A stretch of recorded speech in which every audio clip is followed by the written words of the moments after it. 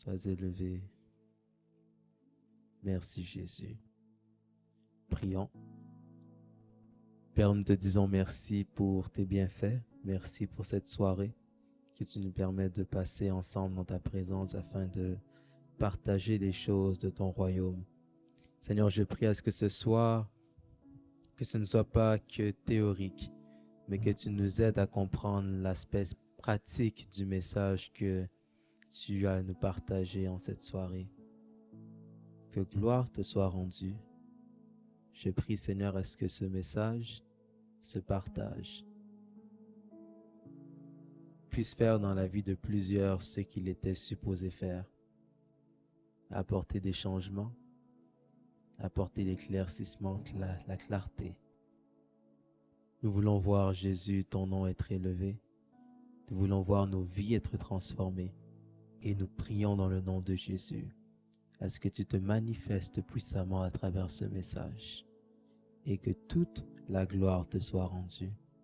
En ton nom précieux de Jésus, nous avons prié avec l'aide du Saint-Esprit et nous disons Amen. Est-ce qu'on peut acclamer pour le Seigneur?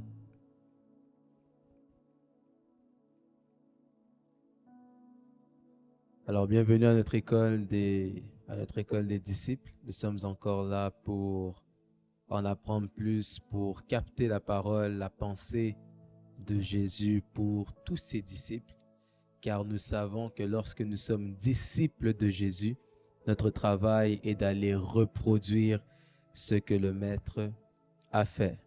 Quelqu'un peut dire avec moi, aller reproduire ce que le Maître a fait. Aller reproduire ce que le Maître a fait. Alors, je vais nous inviter à prendre quelques passages.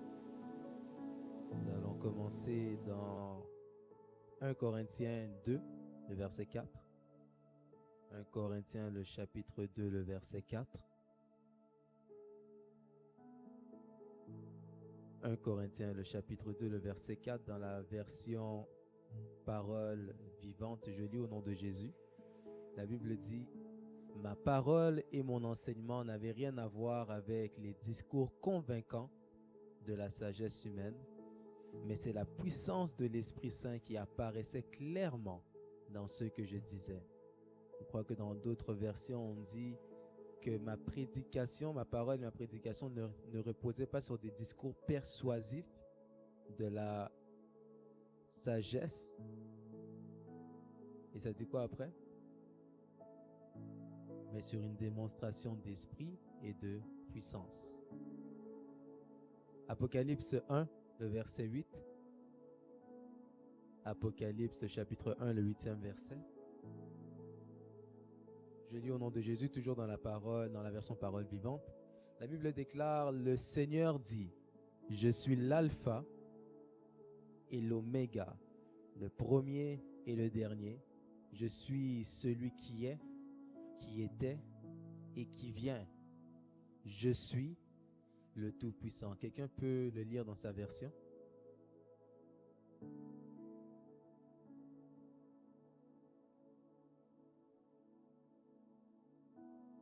Amen. J'aime ce qu'on peut lire ici lorsqu'on regarde la première partie de ce que le Seigneur Jésus dit. Il dit: je suis l'alpha et l'oméga, et j'en ai déjà parlé à quelques reprises en disant que Jésus n'est pas alpha et oméga, mais l'alpha et l'oméga, c'est-à-dire qu'il ne vient pas rencontrer l'alpha, mais il est l'alpha. Il ne vient pas rencontrer l'oméga, mais il est l'oméga. Donc c'est une petite spécification qu'on doit faire, qui est importante à faire lorsque nous lisons certains versets en français. Je sais que le français est un peu compliqué, un peu bizarre parfois, mais c'est une langue qu'on aime, qu'on chérit et qu'on apprécie parce que Dieu a permis à ce qu'on puisse parler cette langue. Et je prie déjà dans le nom de Jésus à ce qu'à travers cette francophonie dans laquelle le Seigneur nous a classés, qu'on fasse la différence au nom de Jésus. Et lorsque le Seigneur parle dans Apocalypse 1, verset 8, on comprend ici que Dieu ne se présente pas comme quelqu'un qui est venu dans le temps, mais il ne se présente pas non plus comme quelqu'un qui a été effacé par le temps, mais il se présente comme quelqu'un qui maîtrise le temps. C'est comme ça qu'il parle et il dit, je suis l'alpha et l'oméga. Ça veut dire qu'il était même avant le temps en question. Et il continue en disant le premier et le dernier. Donc il est en train vraiment de se positionner en disant que le temps ne me contrôle pas, mais c'est moi qui contrôle le temps. Le temps ne me maîtrise pas, mais c'est moi qui maîtrise le temps. Il dit, je suis celui qui est, qui était et qui vient. On voit vraiment par ces trois conjugaisons que Jésus n'est pas en train de se placer dans une ligne précise du temps, mais il est en train de mentionner qu'il est partout, autant dans le passé que dans le présent, que dans le futur. Jésus est. C'est pour ça que j'aime même souvent dire que Dieu est le seul qui peut nous répondre aujourd'hui dans le présent, ayant un pied dans le futur. Parce que Dieu est le seul qui sait ce qui s'est passé hier, ce qui se passe aujourd'hui et ce qui se passera demain. Et donc, c'est important de comprendre par Apocalypse 1, verset 8, que Jésus est en train de dire qu'il n'est pas maîtrisé par le temps, il n'est pas contrôlé par le temps, mais c'est lui qui maîtrise le temps. Il est le maître des temps et des circonstances telles que le déclare sa parole.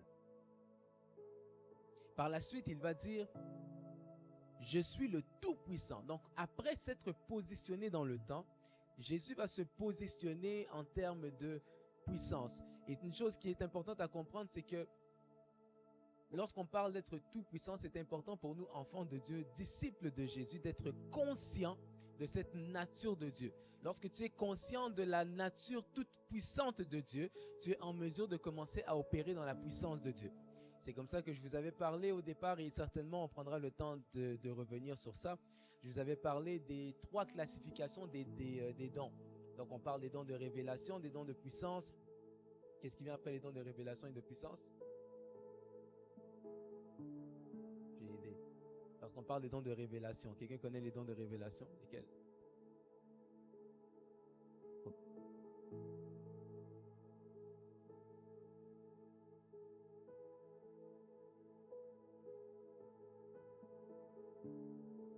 Les songes et les rêves ne sont pas des dons, mais des canaux.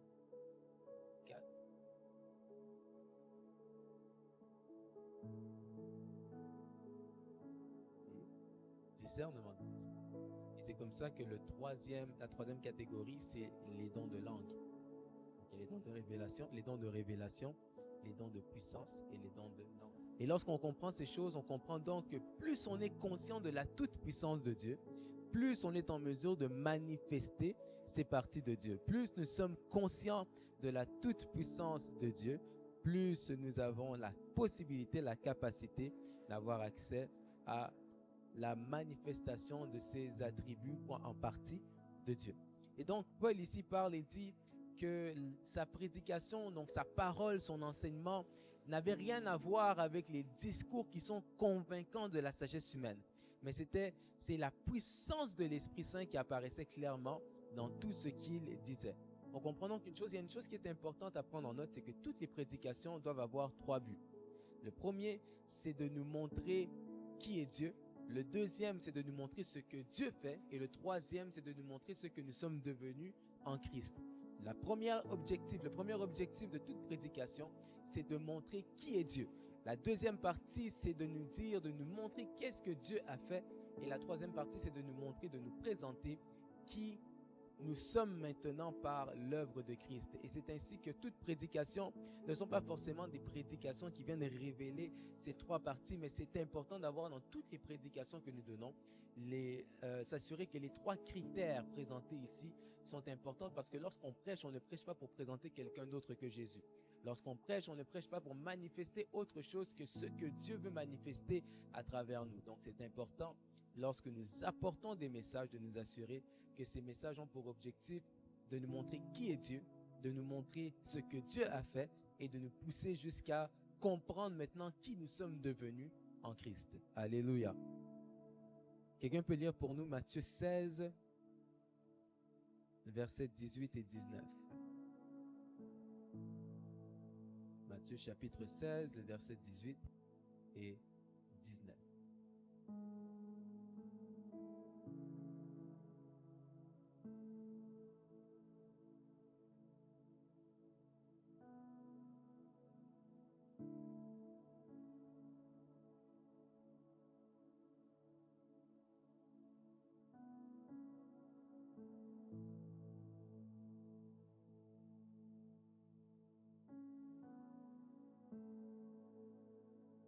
Amen.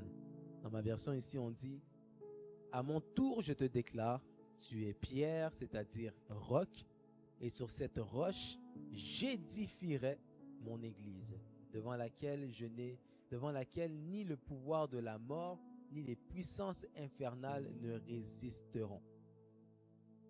J'ouvre une petite parenthèse. On ne dit pas que ces choses ne vont pas arriver ou ne vont pas entrer, mais on dit qu'elles ne pourront pas résister. Aucun ennemi ne pourra la détruire. Je te donnerai les clés du royaume des cieux. Ce que tu diras, ce que tu interdiras ou permettras ici-bas sera sanctionné par l'autorité divine. Lorsqu'on parle de ce texte, lorsqu'on regarde ces deux versets, si je vous demandais un mot qui vous vient à l'esprit lorsque vous lisez les versets 18 et 19, quel serait ce mot? Il n'y a pas de mauvaise réponse. Quand vous regardez le verset 18 et 19, quel est le mot qui vous vient à l'esprit? Jésus dit, tu es pierre, c'est-à-dire roc. Quand vous regardez juste cette phrase-là, quel serait le mot que vous utiliseriez?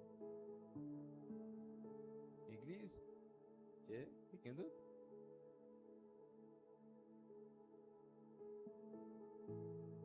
Moi, j'irais avec délivrance. Moi, j'irais avec révélation.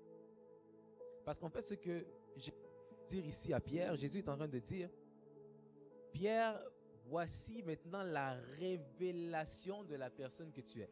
Parce que Pierre pouvait bien savoir qu'il était Pierre, mais il n'avait pas encore la révélation de qui il était réellement. Et c'est comme ça que quand Jésus vient lui dire, tu es Pierre, et sur cette pierre, je bâtirai mon église, il est en train de dire, voici, tu connais ton identité. Maintenant, il est temps pour toi d'avoir la révélation de ton identité. Certaines personnes ont la connaissance, mais non pas la révélation. Certaines personnes ont le logos, mais non pas le réma. Et ce n'est pas possible d'avoir le réma sans avoir d'abord le logos. Tu ne peux pas avoir la révélation sans pour autant d'abord avoir la connaissance. Lorsqu'on regarde les définitions de révélation, il n'y en a qu'une seule que j'ai retenue ici. On nous dit que la révélation égale un phénomène par lequel des vérités cachées sont révélées aux hommes d'une manière surnaturelle. C'est vérité. Donc, point virgule, c'est vérité. Donc, on dit que la révélation, c'est un phénomène par lequel des vérités cachées sont révélées aux hommes d'une manière surnaturelle. Donc, quand Jésus parle, un peu comme je vous disais, quand Jésus parle à Pierre, il dit que tu connais ton identité. Maintenant, c'est le temps pour toi de comprendre ton identité. Parce que c'est une chose de connaître une chose, mais c'est une autre chose d'avoir la compréhension de la chose qu'on connaît. Je le redis, c'est une chose de connaître une chose, mais c'est une autre chose, une autre facette d'avoir la compréhension de ce que nous connaissons. Et c'est même comme ça que vous allez vous rendre compte que Dieu bâtit en fonction de la compréhension de ce que nous avons ou de ce que nous sommes en lui. Dieu bâtit en fonction de la compréhension de ce que nous sommes en lui. Ce que ça veut dire, c'est que plus tu comprends ton identité, plus tu comprends ce que tu es capable de faire. Plus tu comprends qui tu es, plus tu comprends ce que tu es capable de faire. Plus tu comprends Dieu, plus tu comprends ce que Dieu est capable de faire. Parfois, le problème, c'est qu'on a une connaissance, mais on n'a pas de compréhension derrière la connaissance de la compréhension qu'on a. Luc 10, verset 19 nous dit, Luc 10, verset 19, la Bible nous dit, écoutez bien ceci. Il est vrai que je vous ai donné le pouvoir de marcher impunément sur les serpents et les scorpions, de dominer sur toutes les forces de l'ennemi, sans que rien ne puisse vous faire de mal. Quelqu'un a une autre version? Luc 10, verset 19, est-ce que quelqu'un a une autre version? Vas-y.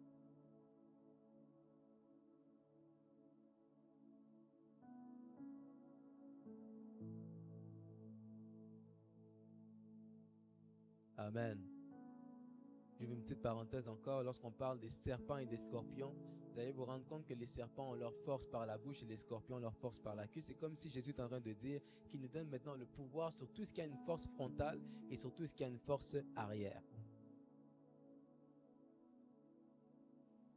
Et donc le verset que Jésus est en train de nous, par lequel Jésus parle dans ce passage, donc le verset 19, est en train de nous montrer que dans le monde spirituel, il y a un réel conflit. Donc il y a un réel conflit entre le monde des ténèbres et le royaume de Dieu. En fait, ce qui se passe, c'est que Dieu est celui qui a la souveraineté sur nous. Dieu est celui qui a l'autorité suprême sur nous. Mais le problème, c'est que Satan essaye constamment de se battre avec Dieu pour essayer de ravir à Dieu cette autorité-là. Satan est en train d'essayer de prendre la place de Dieu. Il essaye de prendre cette place. Et c'est comme ça que c'est important d'avoir la révélation de ce qui se passe spirituellement concernant nos vies. Et c'est comme ça également que lorsqu'on entreprend des projets, même les églises, il y a des églises parfois qui planifient certains événements, mais les événements qu'ils planifient n'ont pas de révélation spirituelle, c'est copié.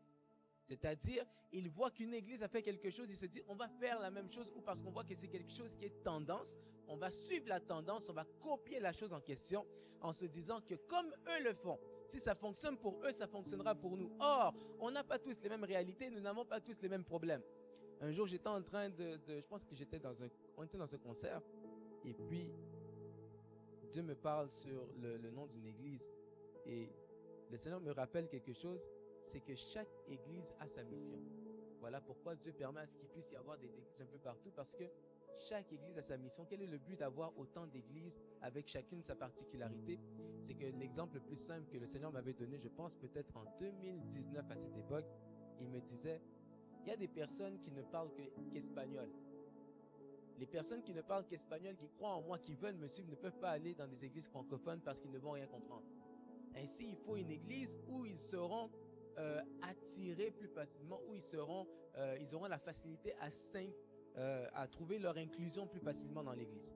Et c'est comme ça que le Seigneur me parlait du fait qu'il y a différents types d'églises avec différentes missions, parce que c'est comme on a tous le même objectif, nous avons tous la même vision, c'est-à-dire d'aspirer jusqu'au royaume des cieux, d'aller au ciel. Donc le travail de toutes les églises, c'est de travailler pour que le royaume des cieux puisse travailler, pour que tout le monde puisse entrer dans le royaume des cieux. Voici la vision totale de l'église. Mais la mission, ce qui se passe, c'est que la façon maintenant d'accomplir cette mission va varier, parce qu'il y a différents types de choses, différentes réalités qui peuvent attirer certaines personnes quelque part, qui n'attireront pas d'autres personnes d'autre part.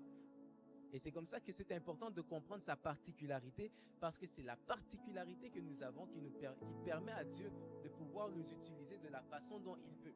Voilà pourquoi je dis souvent que si on commence à copier les autres, on va perdre notre particularité, parce que si Dieu a déjà envoyé un prophète Moïse sur terre, s'il y a quelqu'un qui cherche à devenir la copie du prophète Moïse, soit la copie, soit l'original deviendra inutile. Il faut que chacun ait sa particularité, parce qu'à l'instant où tu cherches à devenir comme quelqu'un d'autre, qui va jouer ton rôle, qui sera comme toi? Voilà pourquoi Dieu permet à ce que chacun puisse avoir sa particularité, parce que chacun dans sa particularité a son rôle à jouer. Est-ce qu'on comprend? Et donc, il y a un conflit entre le royaume de Dieu et le royaume des ténèbres, parce que Satan veut maintenant être celui qui a l'autorité suprême sur nos vies.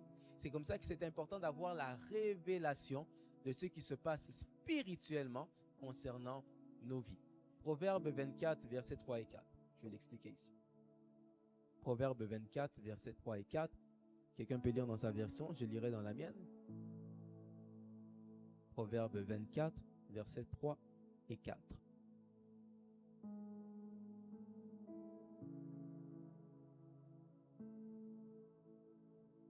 Et 4.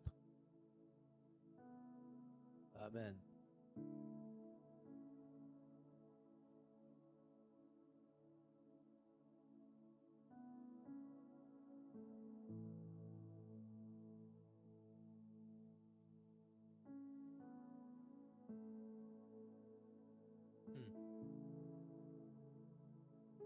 Non, ça va, mais j'ai aimé la fin. Peux-tu redire la fin encore?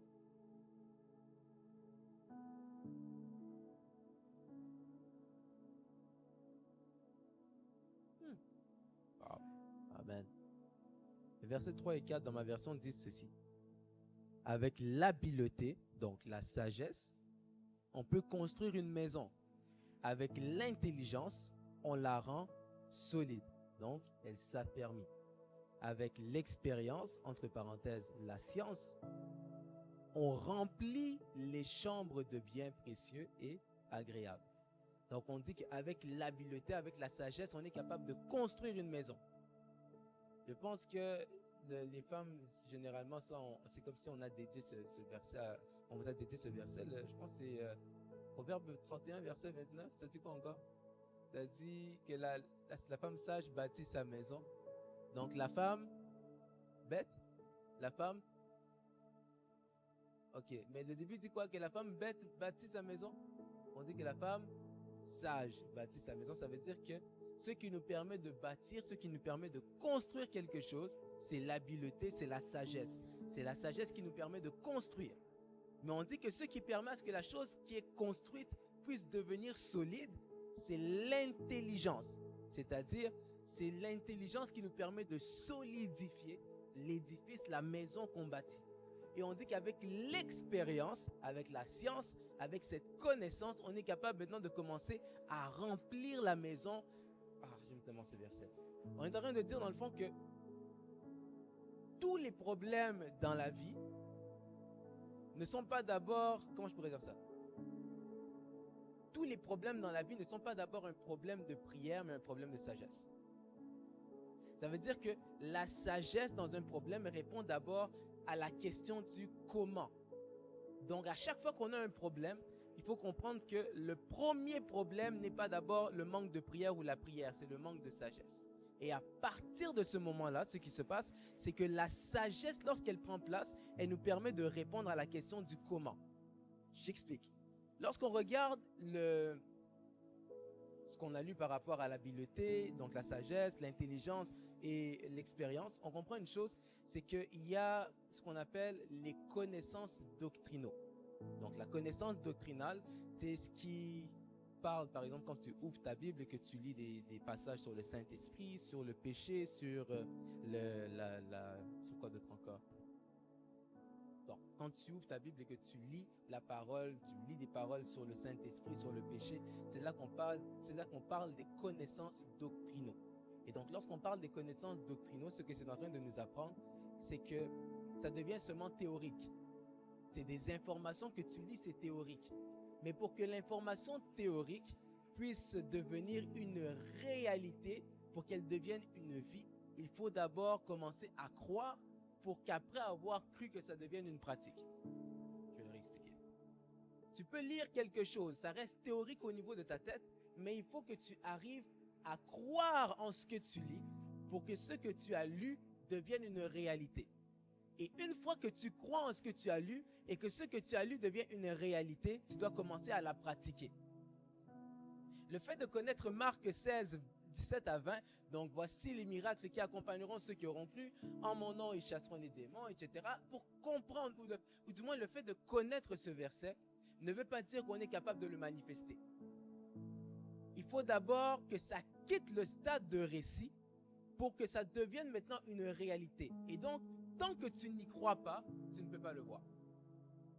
Tant que tu ne crois pas en ce que tu as lu, tu ne peux pas voir ce que tu lis. En d'autres termes, c'est nos réactions face à un problème qui déterminent la foi que nous avons. Parce que la foi ne se... Comment on peut dire ça? La foi ne se discute pas, la foi se prouve. Quelqu'un suit? La foi ne se discute pas, la foi se prouve. Marc 12, 38 à 40. Marc 12, 38 à 40, la Bible dit, il leur dit dans son enseignement, méfiez-vous des interprètes de la loi, ils se complaisent à parader en habits de cérémonie, ils aiment qu'on les salue respectueusement sur les places publiques, ils affectionnent les sièges d'honneur dans les synagogues et les premières places dans les banquets. Mais ils arrachent aux veuves tout ce qu'elles possèdent et s'en emparent sous prétexte de faire de longues prières. Ce sont ces gens-là qui seront jugés plus sévèrement. Ce que Jésus est en train de dire, c'est que ce sont des personnes qui aiment l'apparence, ils ont le souci de la position, mais spirituellement, ils ne sont pas positionnés. Des personnes qui aiment avoir des positions bien honorables dans le monde physique, mais lorsqu'on arrive dans le monde spirituel, ils n'ont pas de position. C'est comme ça que je vous disais, en fait, ce à quoi tu crois se démontre par ce que tu manifestes. Ce que tu ne crois pas, ce que tu ne manifestes pas, démontre ce à quoi tu crois. Ce que tu manifestes, ce à quoi tu crois, se démontre par ce que tu manifestes. Et ce que tu ne manifestes pas montre ta foi dans ce domaine. Ça veut dire que tout ce que tu ne manifestes pas démontre ce à quoi tu ne crois pas. Tout ce que tu manifestes démontre ce à quoi tu crois. C'est comme ça que je vous disais que les choses spirituelles ne se discutent pas, elles se prouvent. Tu ne peux pas parler en disant que tu as la foi parce que la Bible dit que la foi sans les œuvres sont mortes. L'apôtre, je pense c'est l'apôtre Jacques qui dit, montre-moi ta foi sans les œuvres, je te montrerai ma foi par les œuvres. Les œuvres, la foi ne parle pas par des mots mais par des actions. Et donc on a parlé de connaissance doctrinale, mais il y a également la connaissance, je veux dire ceci, la connaissance ou une connaissance intellectuelle d'un passage biblique ne veut pas dire qu'on a la foi en cette chose. Ça veut dire que tu peux connaître un verset, mais il faut que tu aies une révélation du verset que tu connais. En d'autres termes, c'est la compréhension et la communication de la vie dans le message qui font changer les gens. Parfois, on a l'impression que c'est le simple fait de commencer à réciter les versets, et réciter les versets ne change personne. Et justement, c'était ça le problème qu'il y avait avec les scribes et les pharisiens. La grande différence entre les scribes et les pharisiens, et Jésus, c'est que les scribes et les pharisiens connaissaient beaucoup de passages, mais Jésus manifestait. Je le redis. Les scribes et les pharisiens connaissaient beaucoup de passages, mais ne manifestaient rien. Alors que Jésus connaissait les passages et manifestait quelque chose. Ça veut dire que la grande différence entre Jésus et les pharisiens, c'est ce qu'il produisait, c'est ce qu'il manifestait. Et nous ne sommes pas appelés à être des théoriciens, je pense qu'on dit comme terme. On n'est pas appelés à être des théoriciens, ça veut dire on se tient là, on parle. Mais Jésus nous appelle à une vie de démonstration, une vie de manifestation. La Bible dit que Jésus était puissant en parole et puissant en œuvre. Il n'était pas déséquilibré, il avait la puissance autant sur un côté que sur l'autre. On doit avoir une connaissance intellectuelle. Avoir une connaissance intellectuelle d'une vérité biblique ne signifie pas que nous avons fait l'expérience de cette connaissance. Avoir une connaissance intellectuelle d'une vérité biblique ne signifie pas que nous en avons fait l'expérience. C'est de là que je vous parle et je vous redis, c'est important de marcher avec ça. La compréhension et la communication de la vie dans le message font changer les gens.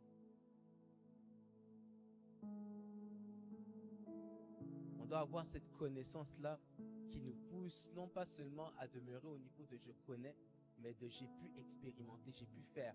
On doit commencer à expérimenter ce qu'on connaît de la Bible. Et je vais l'expliquer tout à l'heure. Et donc, lorsqu'on parle de la doctrine a pour but d'établir et d'affermir ceux qui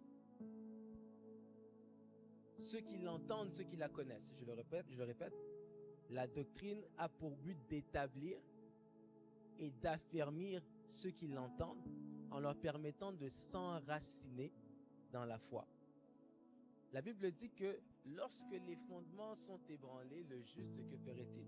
C'est donc pour dire que quand tu n'as pas les bonnes fondations, la parole peut devenir un couteau à double tranchant pour toi. Ça peut te couper ou t'aiguiser. Je le répète. Quand tu n'as pas les bonnes fondations, la parole devient un couteau à double tranchant pour toi parce que cette parole qui peut t'aiguiser peut également commencer à te couper. En d'autres termes, il y a certaines personnes parfois qui font des 40 jours de jeûne et prière, mais certaines personnes font des 40 jours parce qu'ils ont vu des gens faire des 40 jours, alors qu'eux n'étaient pas encore rendus au stade spirituel où ils devaient faire 40 jours de jeûne et prière, mais 40 jours de méditation de la Bible. Il y a des personnes des fois qui commencent, on prie, on se dit non, il faut que je cherche Dieu, il faut que je prie, mais le problème c'est que Dieu veut te donner des révélations, mais si la fondation n'est pas bonne, la révélation va te tuer. On doit avoir la soif des choses spirituelles. C'est comme ça que les révélations sont comme un poids. Et si le poids tombe sur quelqu'un qui n'a pas la force pour soulever le poids en question, le poids risque de lui faire plus de mal que de bien. Voilà pourquoi, avant de chercher ou d'aspirer aux révélations, il faut s'assurer que la doctrine est d'abord bien établie. La doctrine, c'est le lait de la parole, alors que la révélation, c'est la viande. Certaines personnes cherchent à manger des choses lourdes, mais ne sont pas d'abord établies dans les choses légères. Ah, j'aime ce que Hébreu dit. Je ne sais pas c'est qui a écrit Hébreu, mais la Bible dit que vous qui deviez normalement déjà être des maîtres. Vous êtes encore là en train de manger la nourriture des petits-enfants. Vous êtes encore en train de boire du lait. Pourquoi? Parce que le lait, c'est la doctrine. Les gens ne sont pas encore bien enseignés. Les gens ne sont pas encore bien établis. On est là, on veut aspirer à des grandes choses. Et je dis souvent, le problème de cette génération, je crois que c'est un homme de Dieu qui disait qu'on est une génération fast-food. Nous, ça veut dire on ne veut pas se préparer, on ne veut pas faire les choses par étapes, mais on veut aller rapidement. On est comme des micro-ondes. Mon père disait, on est comme dans un micro-ondes. Donc, pour nous, c'est, on n'aime pas préparer, laisser la nourriture, prendre du temps, tu es là debout pendant 3 heures, tu mélanges. Non, toi, tu veux prendre la nourriture, tu mets le macaroni dans le micro-ondes, tu appuies 2 minutes, c'est prêt. C'est ce que la génération d'aujourd'hui cherche. Personne ne veut d'abord grandir avec le lait, grandir avec la bonne nourriture, et puis commencer par la suite, une fois qu'il est prêt, à commencer à manger la nourriture qui va le rendre solide. Qu'est-ce que Proverbe nous dit encore? Proverbe disait, avec la sagesse, on construit une maison, mais avec l'intelligence, on la rend solide. Ça veut dire que avec la doctrine, on construit la maison, et avec les révélations, on la rend solide. Mais si on cherche à prendre les révélations pour commencer à solidifier la maison, alors que la base n'a pas encore été construite, le jour où il y aura des vents qui vont commencer à frapper, la maison va s'ébranler, la maison va commencer à bouger. Un homme de Dieu me disait cette semaine, Moïse, regarde bien, est-ce que lorsque tu regardes, la Bible dit que la maison qui est construite sur le roc et la maison qui est construite sur le sable, et tu vas constater une chose, c'est que les deux maisons sont quand même affectées par le vent. Ce n'est pas parce que ta maison est construite sur le roc que ta maison ne va pas rencontrer le vent. Mais c'est parce que ta maison est construite sur le roc qu'en rencontrant le vent, que le vent n'aura pas d'impact négatif sur ta maison. Il faut qu'on apprenne à grandir d'abord dans la doctrine avant de chercher les révélations dans certaines choses. C'est bien le prophétique, c'est bien l'onction, mais avant l'onction, comment est-ce que tu veux commencer à opérer dans la délivrance alors que tu ne comprends pas que le sang de Jésus t'a racheté? Certaines personnes cherchent à grandir dans plusieurs types de choses, mais on ne comprend pas la rédemption, on ne comprend pas le salut. Le salut, c'est la base de toutes choses. Avant d'aspirer à toutes les choses que tu cherches auxquelles aspirer, commence d'abord par la base. Voilà pourquoi même Jésus, il n'est pas arrivé à 30 ans, il a commencé son ministère. Il était dans le ventre de Marie, il a passé les 9 mois, il est né, il a grandi. À 12 ans, il était dans le temple, il arrive, il disparaît pendant 18 ans, il réapparaît à 30 ans. Où étais-tu toi pendant 18 ans? Tu n'as même pas eu le temps de faire 18 ans de disparition. Dès que tu es né, déjà tu commences à parler du prophétisme. Mais sur quelle doctrine, sur quelle base? Il faut que les bases soient établies. Lorsqu'on parle d'être établi dans la doctrine, on peut voir quelque chose aussi simple que la différence entre dépenser et semer. Si je vous pose la question, c'est quoi la différence entre dépenser et semer? Parce que si vous regardez bien la différence entre dépenser et semer, parce que normalement, quand tu dépenses, c'est de l'argent qui sort de tes poches, qui sort de ton compte et qui va quelque part. Et quand tu sèmes, c'est de l'argent qui sort de ton compte, qui sort de tes poches et qui va quelque part. Alors, quelle est la différence entre la dépense et la semence?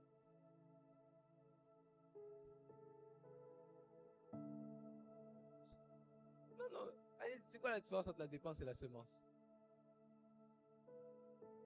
Ok. T'as dit c'est un investissement. Ça veut dire que pour opérer sous l'onction financière, il faut apprendre à opérer dans la semence. Il y a certains chrétiens qui, leur problème, c'est qu'ils fonctionnent encore sous la fréquence de la dépense, alors qu'ils doivent commencer à marcher sous la notion de la semence. Un autre exemple, c'est l'exemple de parler et de confesser. Parler et confesser, c'est des paroles qui sortent de ta bouche, mais la différence, c'est le contexte de l'utilisation. Ça veut dire que le contexte dans lequel tu utilises cette même parole va provoquer un résultat différent. On ne peut pas créer une doctrine sur l'expérience, mais la doctrine nous permet de vivre une expérience avec Dieu. Donc la doctrine ne se crée pas sur l'expérience, mais la doctrine nous permet de créer, de commencer à vivre une expérience avec Dieu. Il y a des choses que Dieu ne peut pas nous révéler tant que notre fondation n'est pas bonne.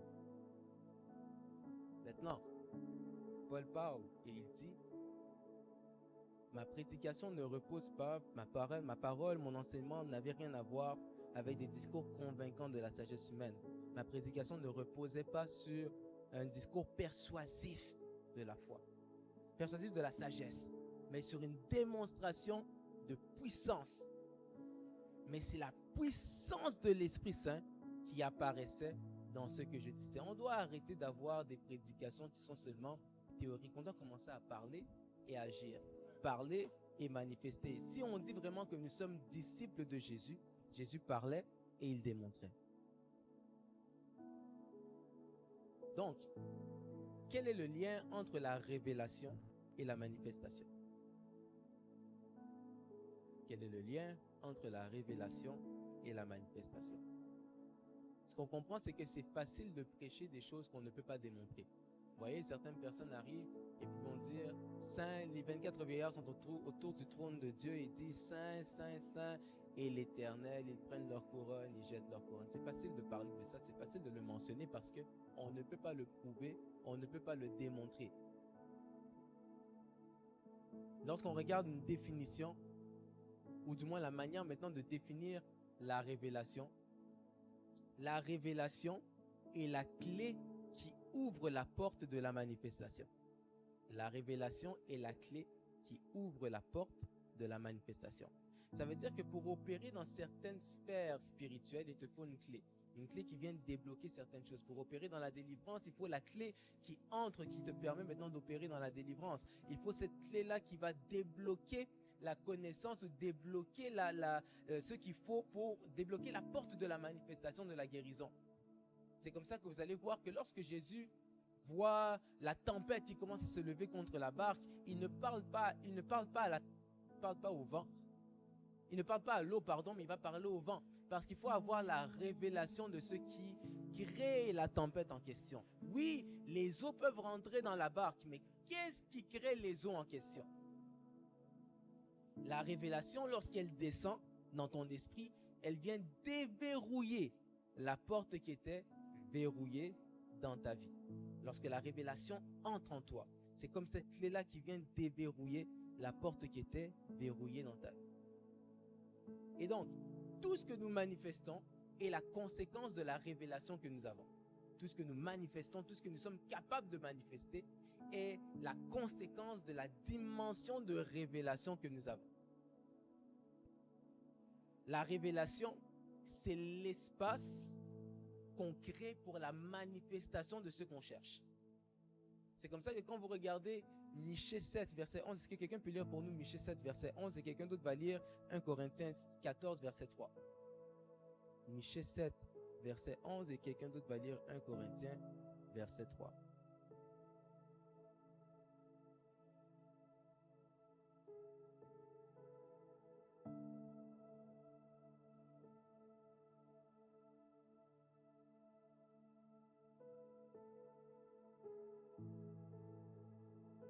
Répète-le encore. Au jour où tes murs doivent être bâtis, ce jour-là, la limite établie sera reculée. 1 Corinthiens 14, verset 3 nous dit 1 Corinthiens 14, verset 3.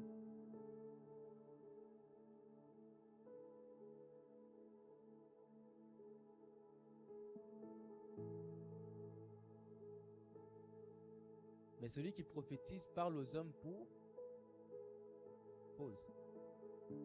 Il parle aux hommes pour.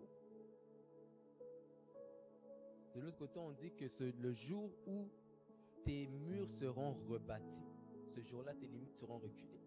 Le jour où tes murs seront rebâtis.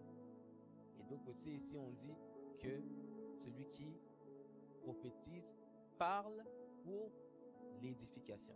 Ça veut dire que quand on regarde d'abord Michée 7, 11, on est en train de dire que plus haut vont tes murs, plus loin vont tes limites.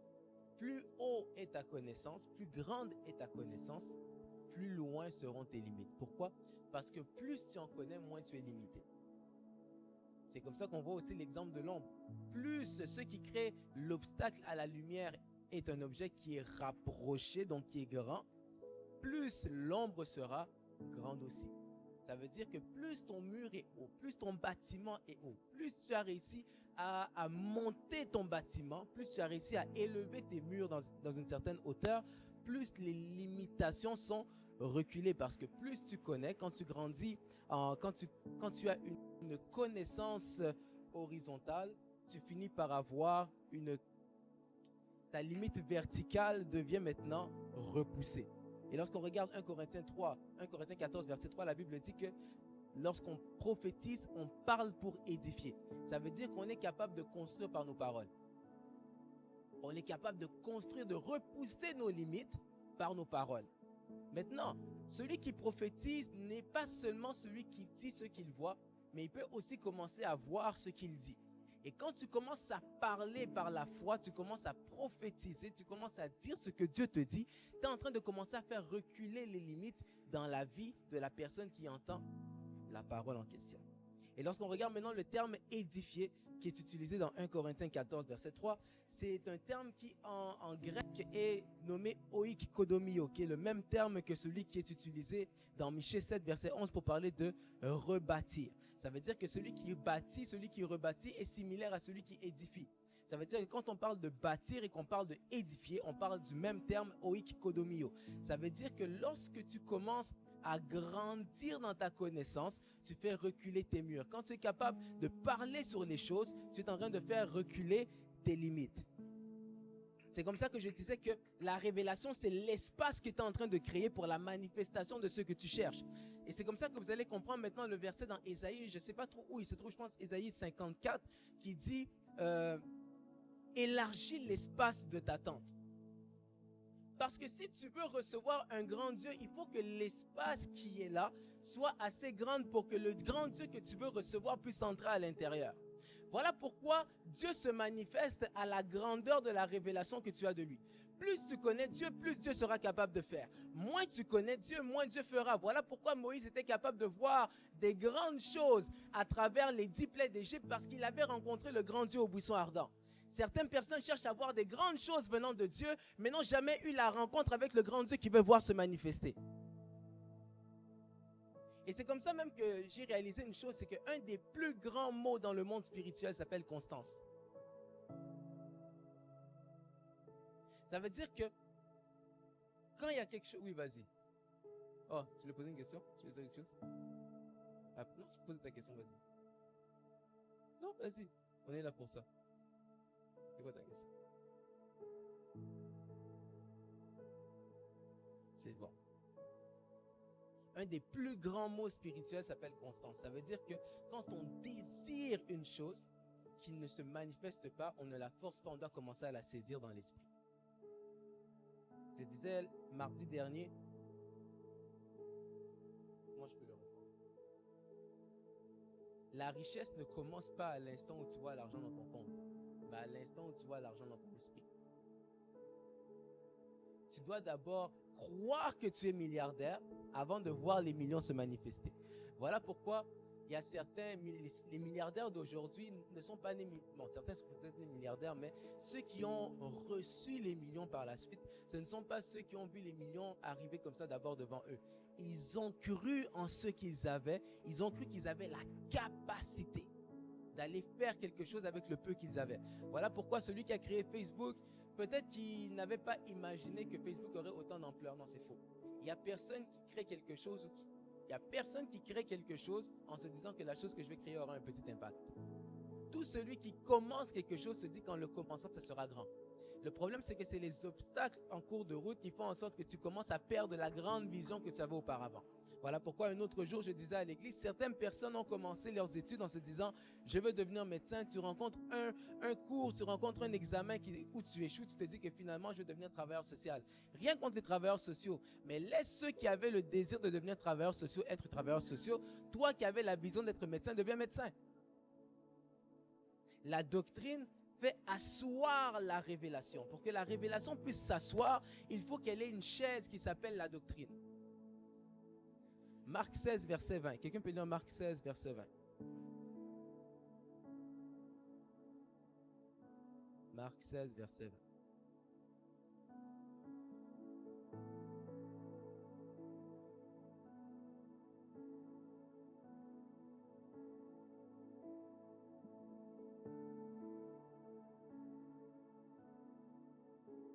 Amen. Peux-tu le redire encore?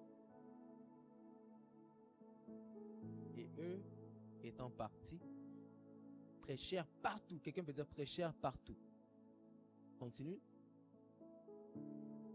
Le Seigneur coopérant avec eux et confirmant la parole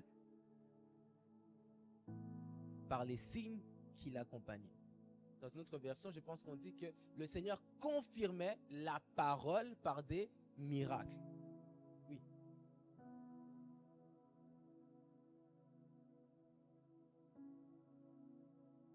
« 14, 22.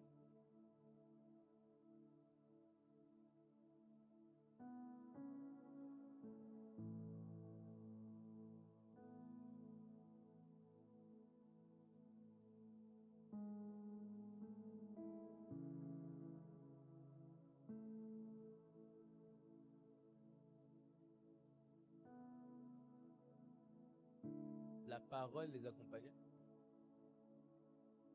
et confirmait la parole. Vas-y.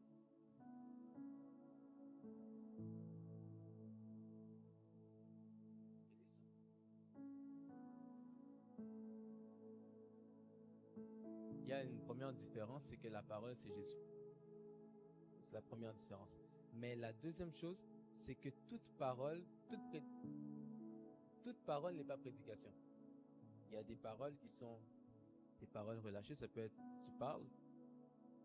Il y a d'autres paroles, ça peut être des discours. Il y a d'autres paroles, ça peut être des prédications. D'autres, c'est des enseignements. D'autres, c'est des exhortations. D'autres, c'est des prophéties. Donc, la parole peut vraiment bouger dans toutes sortes de choses. Voilà pourquoi je disais qu'il y a une différence, par exemple, entre parler et confesser.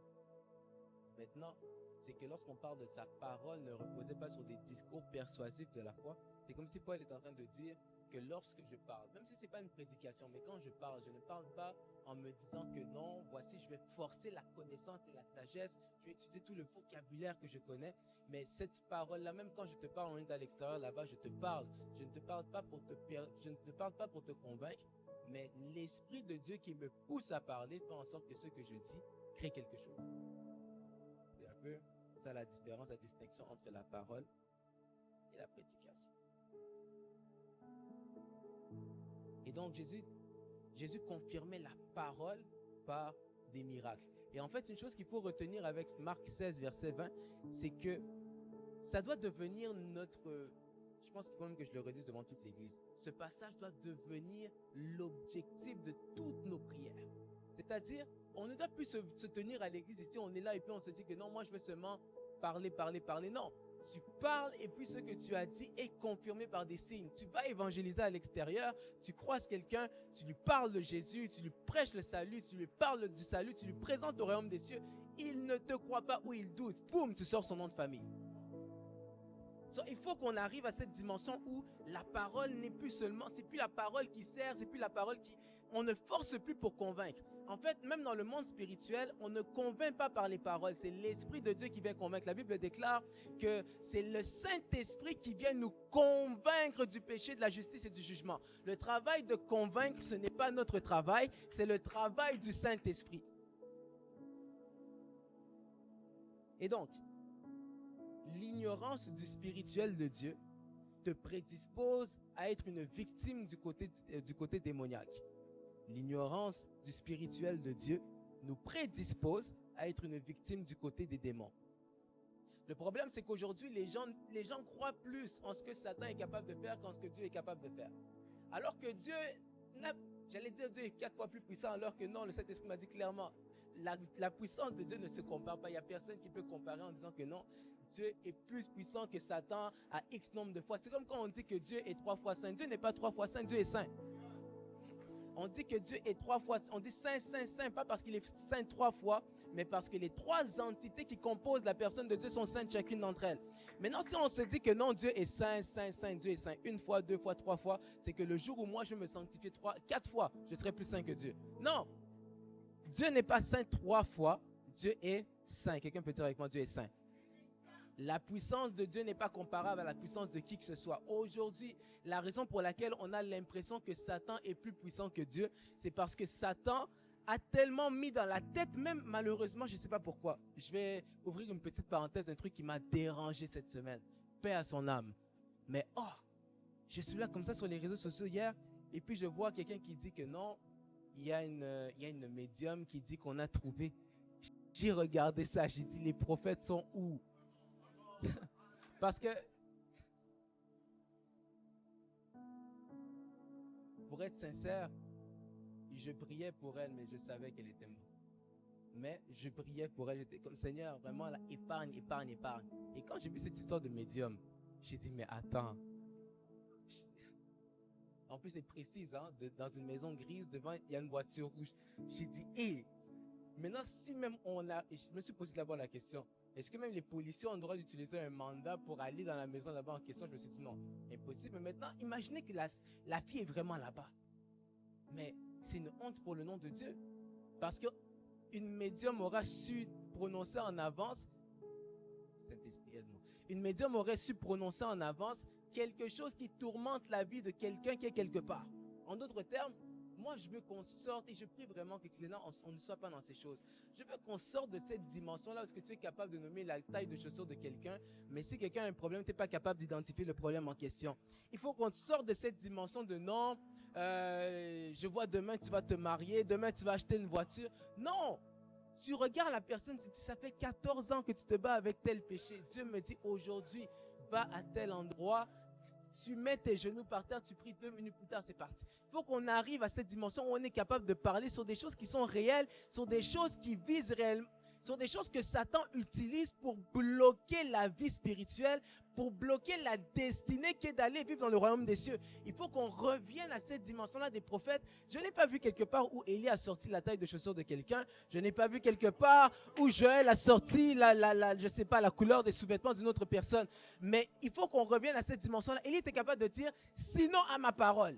Où sont les prophètes d'aujourd'hui qui disent encore des sinon à ma parole? Non, aujourd'hui c'est, mon frère, je vois que ton numéro de téléphone finit par 4. Attends, je reviens. Et il ne revient même pas. Non, on doit revenir à ce à quoi Dieu nous appelle réellement. La parole de connaissance, elle est bonne, mais il faut qu'on arrive à cette dimension-là où on est vraiment capable de représenter que celui qui prophétise manifeste en partie l'omniscience de Dieu. Dieu ne connaît pas seulement la taille de tes chaussures, Dieu ne connaît pas seulement ton numéro de téléphone, Dieu sait ce que tu faisais hier, Dieu sait ce que tu faisais ce matin, mais il sait également ce à quoi tu penses maintenant.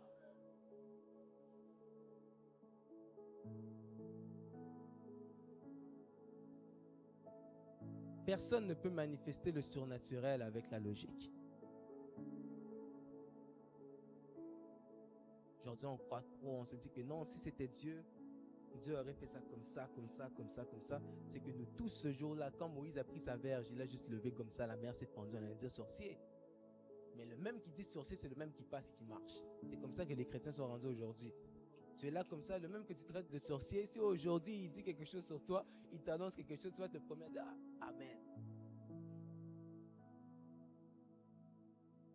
Personne ne peut manifester le surnaturel avec la logique. Il y a un homme de Dieu, le Seigneur lui disait à lui, à chaque fois que tu veux faire un service, tu dois d'abord danser.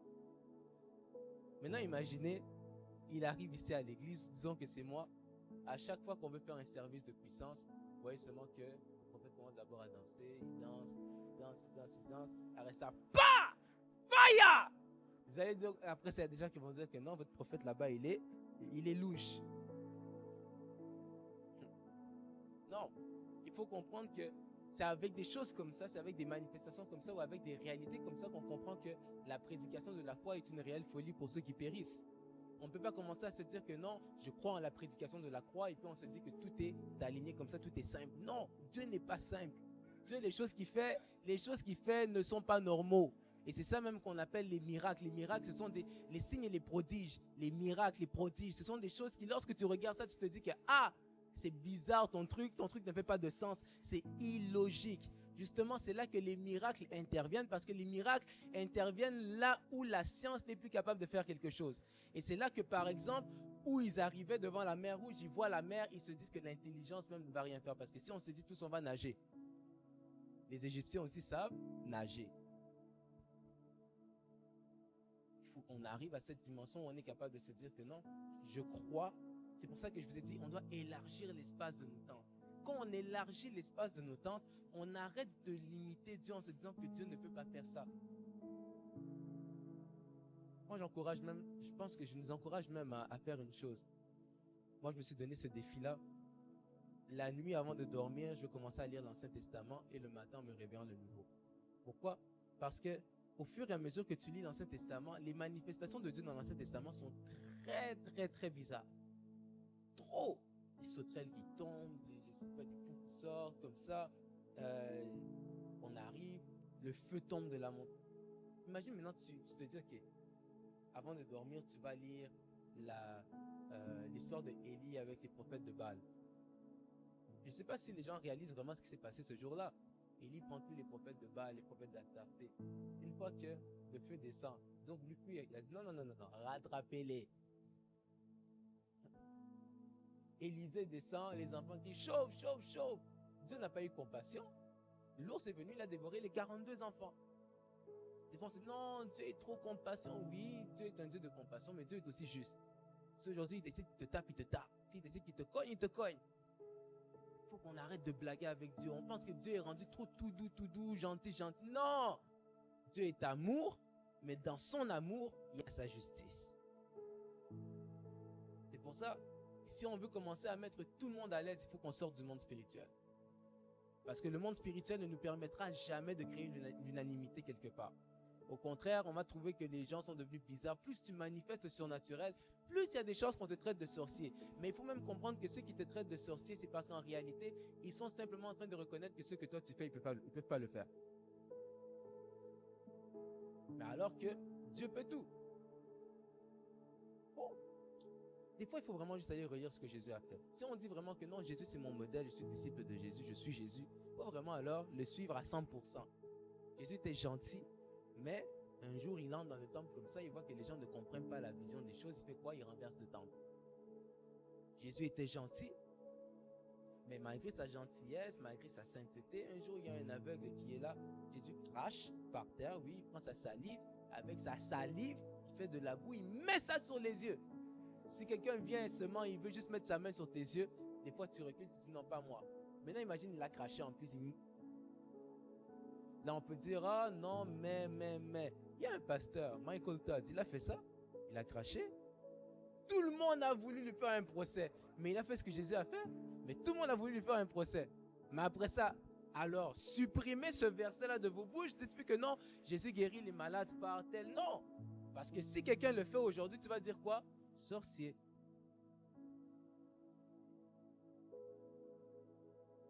Maintenant, est-ce que vous avez déjà lu un verset quelque part où Jésus se plaint de ce que les autres disent sur lui?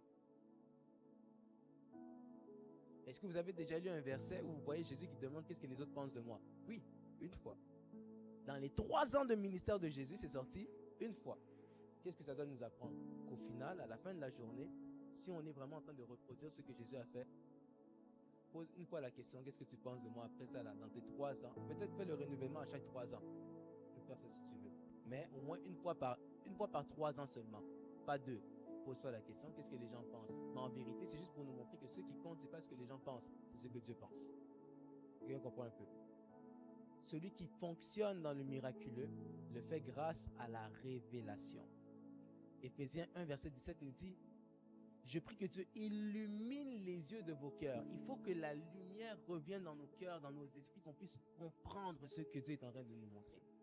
Et Dieu est capable de le faire. Dieu est capable de commencer à augmenter la sagesse. La Bible dit qu'ils ont trouvé Daniel, Shadrach, Meshach et Abednego 10 fois plus intelligent et plus sage. Donc Dieu est capable de rendre quelqu'un 10 fois plus sage, 10 fois plus intelligent que les autres. Dieu peut le faire. Donc quand tu opères dans la révélation, il y aura une manifestation. Et quand tu opères dans la révélation et que la manifestation a lieu, ne cherche plus à être positionné par les hommes, c'est le monde spirituel qui te positionne. Pourquoi? Parce que les preuves font cesser les contestations. Quand tu es capable de démontrer, juste en démontrant, c'est en démontrant que tu es capable de faire en sorte que tous ceux qui s'étaient levés contre toi, comment ça? C'est comme ça que la Bible dit que David n'a pas reçu le respect de ses frères et de ses proches le jour où l'huile a été versée sur sa tête, mais le jour où il a pris la tête de Goliath dans sa main. Ce n'est pas l'huile sur ta tête qui te donne le respect des gens, qui te fait gagner le respect des gens. Ce n'est pas l'onction qui te fait respecter. C'est la réussite, c'est le succès, c'est la tête de Goliath dans ta main qui fera en sorte que les gens vont te respecter. je termine comme ça. Il faut comprendre la raison d'être de chaque miracle de Jésus. On doit comprendre la raison d'être de chaque miracle de Jésus. Quand vous regardez Jésus, tous les miracles qu'il a fait, on va essayer de citer les miracles juste en s'en rappelant comme ça. Il y en a au moins 37 qu'on peut citer, mais je sais qu'on ne va pas réussir à tous les s'en rappeler, mais allons-y. Jésus change l'eau en vin. Quoi d'autre? Recouvrement de la vue, la multiplication des pains, 2 fois, il a marché sur l'eau, il a calmé la tempête, guéri les malades, quoi d'autre encore? La fille de Jairus, le centenier, il a guéri à distance le centenier. Il y a quoi d'autre encore? Ephata, ouvre-toi, il y a quoi d'autre encore? Je garde le meilleur pour la fin, je sais que vous n'avez pas pensé à ça. Je garde le meilleur pour la fin. Quoi d'autre encore? Ouais. Ah, voilà. Il est mort.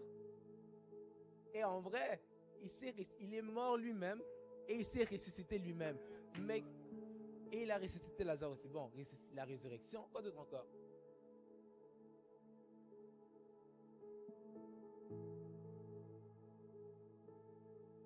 Ok. Une autre chose que Jésus a fait.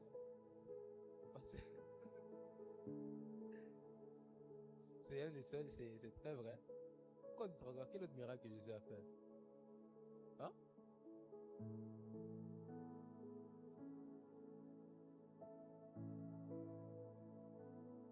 Quoi d'autre encore? D'autres miracles de Jésus?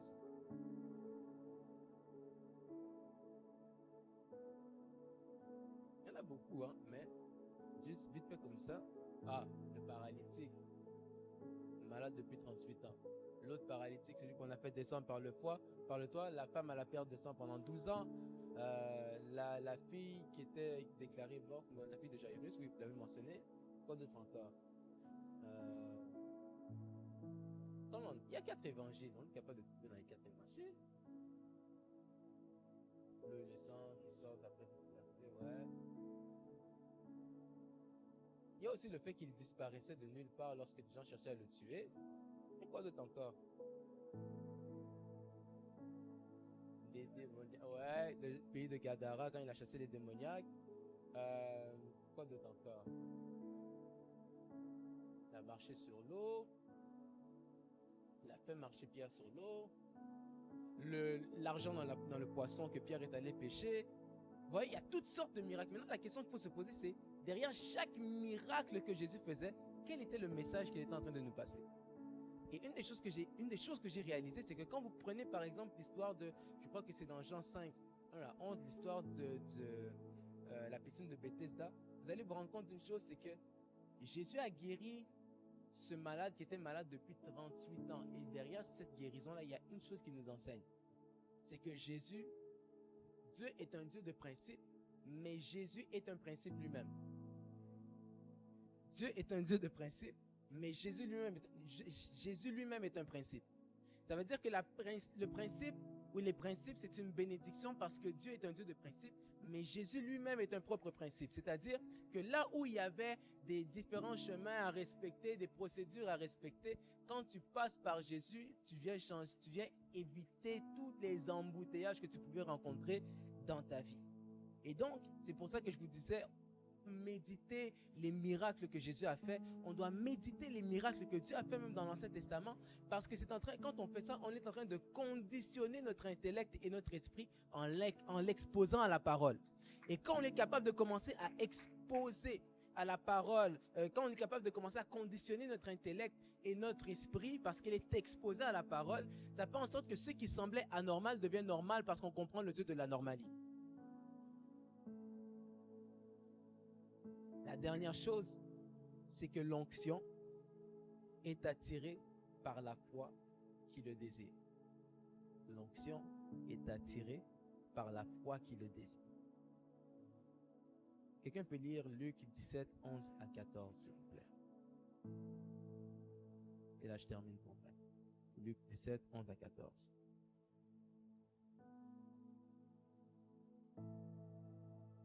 Amen.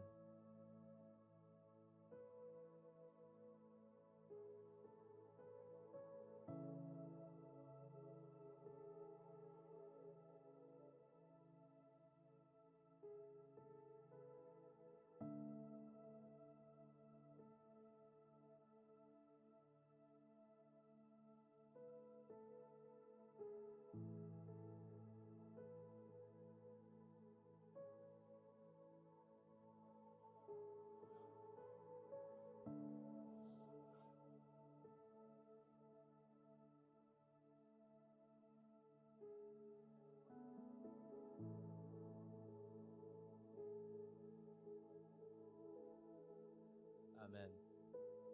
Quelle est la première chose qui est arrivée dans le processus de guérison? C'est quoi la première chose qui est arrivée? Le verset 12 dit quoi?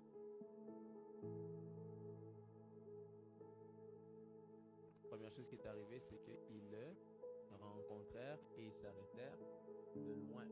Ça veut dire que la première chose qui est arrivée, c'est qu'ils ont vu Jésus. Avant de recevoir leur guérison, ils ont vu la porte de leur guérison. Il y a des choses, tant que dans ton esprit tu ne les as pas vues, tu ne seras pas capable de les vivre. Ça va commencer dans ton esprit. Ça va commencer avec tes yeux. Ce que tu es capable de voir, tu es capable de le recevoir. Ta foi te permet d'aller chercher physiquement ce que tu as vu spirituel. Tu ne peux jamais réussir à avoir possession physique de quelque chose que tu n'as pas d'abord vu en esprit. Tu dois d'abord voir ce que tu cherches en esprit pour être en mesure de le recevoir dans le monde physique. Ces gens-là ont vu Jésus de loin. Jésus leur a dit, avant que Jésus puisse parler, ces hommes ont d'abord vu Jésus. Il faut d'abord que tu vois, après avoir vu, apprends à proclamer. Voilà pourquoi si tu fais un rêve cette nuit où tu rêves que tu étais milliardaire, première des choses que tu te fais en te réveillant le matin, dis à quelqu'un, j'ai rêvé que j'étais milliardaire. Pourquoi? Parce que de la même manière que si Dieu te montre un rêve négatif, te fait faire un songe négatif, par exemple sur la mort de quelqu'un ou quoi que ce soit, si Dieu te fait voir ces choses et que la première action que tu dois entreprendre, c'est prier pour ne pas que ça arrive, parce que si tu parles avant d'avoir prié, la chose va arriver. De la même manière, quand tu fais un rêve, où est-ce que tu vois que tu étais milliardaire, parle dès que tu te réveilles. Parce que quand tu parles de ce que tu as vu, tu es en train d'appeler à l'existence ce qui n'existait pas encore dans le monde physique. Les miracles doivent être proclamés. Par la suite, ils seront reçus. Tu ne peux pas réussir à avoir physiquement quelque chose que tu n'as pas d'abord vu spirituellement. Que Dieu nous bénisse.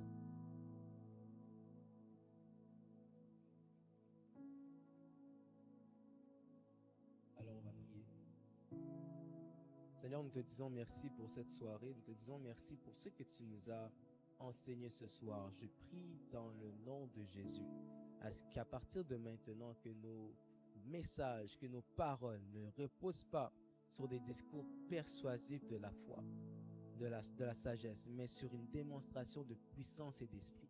On ne veut pas, Seigneur, seulement parler, mais on veut commencer à démontrer. On veut commencer à manifester réellement qui tu es. Et ça va passer par des actions, ça va passer par des actes, ça va passer par l'audacité. Aide-nous, Jésus, à être réellement à ton image, à avoir cette foi-là, cette confiance-là totale en toi, que ce que nous voyons, que nous pouvons le faire, que ce que tu nous dis de faire, nous pouvons le faire, que ce que tu nous montres que nous pouvons le dire. Nous allons commencer à parler avec précision, à prophétiser avec précision, à donner des paroles de connaissance avec précision, à prier avec puissance, sans même prier longtemps. Il y aura des miracles qui vont s'accomplir au nom de Jésus. Je déclare qu'on ne sera plus dans le naturel seulement, mais le surnaturel va devenir notre quotidien. Le surnaturel va devenir notre naturel, parce que le surnaturel pour l'homme est le naturel pour toi. Nous voulons vivre, Seigneur, dans ces choses, vivre dans ces réalités afin de faire connaître ton nom, car tu dis que le royaume des cieux, le royaume de Dieu s'est approché de vous. Seigneur, nous voulons ramener encore le royaume de Dieu auprès du monde qui ne te connaissent pas. Et pour cela, nous avons besoin que tu confirmes ta parole par des signes et des miracles au nom de Jésus. Que cette parole touche tous ceux qui suivront cet enseignement en rediffusion, tous ceux qui l'ont entendu en présentiel. Je prie, Seigneur, à ce qu'à partir de maintenant, pas demain, mais qu'à partir de maintenant, je sais que tu peux le faire à partir de maintenant. On commence à voir ces choses. Nous ne serons plus qu'une église théorique, mais nous deviendrons une église pratique. Parce que ta parole déclare, montre-moi la foi sans les œuvres et je te montrerai la foi par mes œuvres. Il est temps, Seigneur, que nous manifestions qui tu es réellement. Tu étais puissant en œuvre et puissant en parole. Tu étais puissant en œuvre et puissant en parole. tu étais puissant en œuvre et puissant en parole. Et je prie dans le nom de Jésus que l'Esprit de Dieu se pose sur nous à partir de maintenant et que nous soyons changés à ton image. Nous voulons manifester la personne que tu es. Ça ne passera pas que par des paroles, mais par des signes et des prodiges. Il y a des endroits, Seigneur, où nous entrons, nous ne pouvons pas parler ouvertement, mais que nos présences, sans même dire un mot, parlent à notre place. On entre dans des hôpitaux, dans des salles avec des malades, sans dire un mot. Que nos présences seulement, qui transportent ta présence, aillent toucher. S'il y a des disciples qui ont pu guérir par leurs ombres, Seigneur, c'est que nous croyons que la guérison ne passe pas que par des paroles, mais des fois simplement par ta présence. Marc disait, si tu étais là, mon frère ne serait pas mort, parce qu'il était conscient que ta présence donne la vie et la santé. Seigneur, qu'en transportant ta présence là où il y aura des malades, que ces malades puissent avoir la santé instantanément au nom de Jésus. Je crois au Dieu du au même instant. Je crois que si ces mots au même instant sont inscrits dans ta parole, c'est parce que tu peux le faire. Et je veux, Seigneur, commencer à voir les miracles du au même instant. Que ce ne soit pas en cours de téléchargement. Je ne veux pas voir, Seigneur, va quand tu vas arriver chez toi. Non, on n'est pas tous comme les lépreux, Seigneur. Il y a des personnes qui, comme Bartimée, au même instant, doivent voir les écailles tomber de leurs yeux. Comme Saul, au même instant, doivent voir les écailles tomber de leurs yeux. Il y a des personnes, Seigneur, comme le boiteux devant la porte du temple Label, qui doivent au même instant voir ta main et ta gloire. Seigneur, nous voulons vivre une vie de surnaturel à partir de maintenant. Que gloire te soit rendue en ton nom précieux de Jésus. Nous avons prié avec l'aide du Saint-Esprit, nous disons Amen. Alors, en ce qui concerne les annonces, nous sommes ici tous les mardis, les vendredis et les dimanches pour notre école des disciples, le mardi de 18h30 à 20h, nos montagnes de prière de 19h à 21h les vendredis et le dimanche de 10h à midi pour nos cultes dominicaux. Venez en présentiel si vous le pouvez, sinon vous pouvez toujours suivre en ligne. Si vous le faites en ligne, n'oubliez pas de vous abonner à la page YouTube de l'Église pour les offrandes. Vous allez voir que c'est inscrit dans la description les démarches pour offrir. Vous pouvez le faire par PayPal, par le numéro de téléphone de l'Église ou par le courriel de l'Église, qui est le 343-880-5857. Le courriel de l'Église est le clena.finance@gmail.com. Sinon, vous pouvez le faire par e-transfer normal par le courriel de l'Église qui est le clena.finance@gmail.com. Sur ce, que le Seigneur nous bénisse. Je nous souhaite une excellente soirée à tous et on se voit vendredi pour nos montagnes de prière, pour notre montagne de prière. Que Dieu nous bénisse.